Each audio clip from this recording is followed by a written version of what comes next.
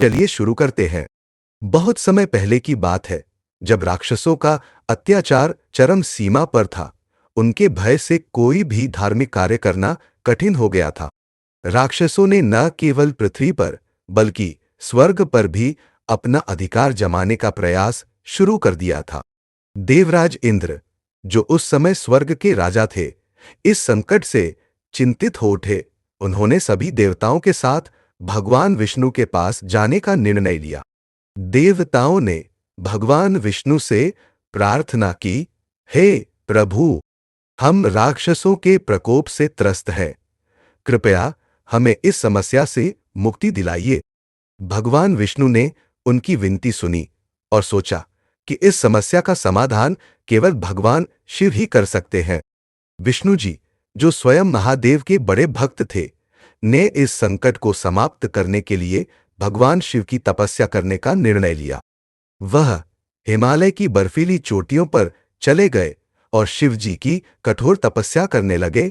विष्णु जी ने भगवान शिव के 1000 नामों का जाप करते हुए हर नाम के साथ एक कमल का फूल चढ़ाने का संकल्प लिया। भगवान शिव ने विष्णु जी की भक्ति की परीक्षा लेने का निश्चय किया। उन्होंने विष्णु जी द्वारा अर्पित किए जाने वाले 1000 कमल के फूलों में से एक फूल गायब कर दिया। भगवान विष्णु अपनी तपस्या में पूरी तरह लीन थे और इस घटना से अनजान थे। जब विष्णु जी एक एक करके भगवान शिव का नाम पुकारते और कमल का फूल चढ़ाते गए, तो सब कुछ ठीक चल रहा था।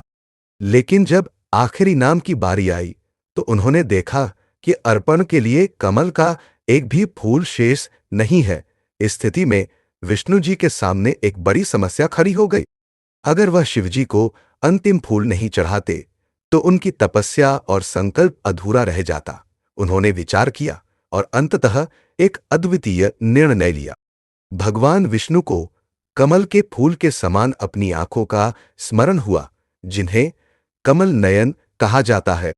उन्होंने बिना देर किए अपनी एक आंख निकालकर भगवान शिव को अर्पित कर दी।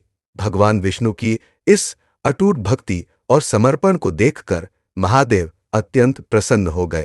वे तुरंत उनके सामने प्रकट हुए और कहा, हे विष्णु, तुम्हारी भक्ति अद्वितीय है। मैं तुम्हारी तपस्या से प्रसन्न हूं। मांगो, तुम्हें जो वरदान चाहिए। भगवान विष्णु ने प्रार्थना की, हे महादेव, मुझे ऐसा अजेय शस्त्र प्रदान करें जिससे मैं राक्षसों का अंत कर सकूं और संसार को उनके आतंक से मुक्त कर सकूं। भगवान शिव ने प्रसन्न होकर भगवान विष्णु को सुदर्शन चक्र प्रदान किया। उन्होंने कहा, यह चक्र इतना शक्तिशाली है कि इसका सामना कोई नहीं कर सकेगा। इसके द्वारा तुम राक्षसों का नाश कर सकते हो। सुदर्शन चक्र प्राप्त करने के बाद भगवान विष्णु ने राक्षसों का संहार कर दिया। उनके इस प्रयास से धरती, स्वर्ग और देवताओं को राहत मिली। भगवान विष्णु की भक्ति और शिवजी के आशीर्वाद के कारण संसार फिर से शांत और सुरक्षित हो गया। यह कहानी हमें सिखाती है कि सच्ची भक्ति और समर्पण से असंभव को भी संभव बनाया जा सकता है। साथ ही हमें यह भी समझना चाहिए कि